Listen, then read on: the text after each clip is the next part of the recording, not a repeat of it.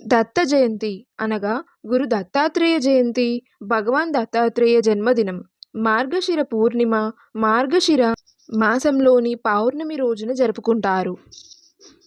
2004లో దత్త జయంతి తేదీ డిసెంబర్ 14 మరియు 15.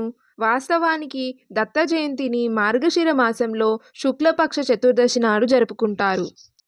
అనసూయ మరియు అత్రి మహర్షి కుమారుడైన దత్తాత్రేయ హిందూ త్రిమూర్తుల అవతారమైన త్రిమూర్తి అవతారంగా పరిగణించబడతాడు. దత్తాత్రేయ అవతారం మరియు దత్త జయంతి యొక్క ఉద్దేశం.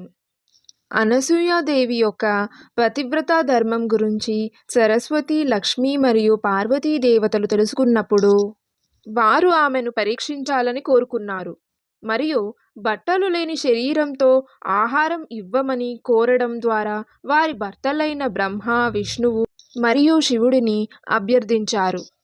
అనసూయాదేవి త్రిమూర్తులను చిన్న శిశువులుగా చేసి తన శరీరంపై ఎటువంటి గుడ్డ లేకుండా వారికి ఆహారం ఇచ్చింది.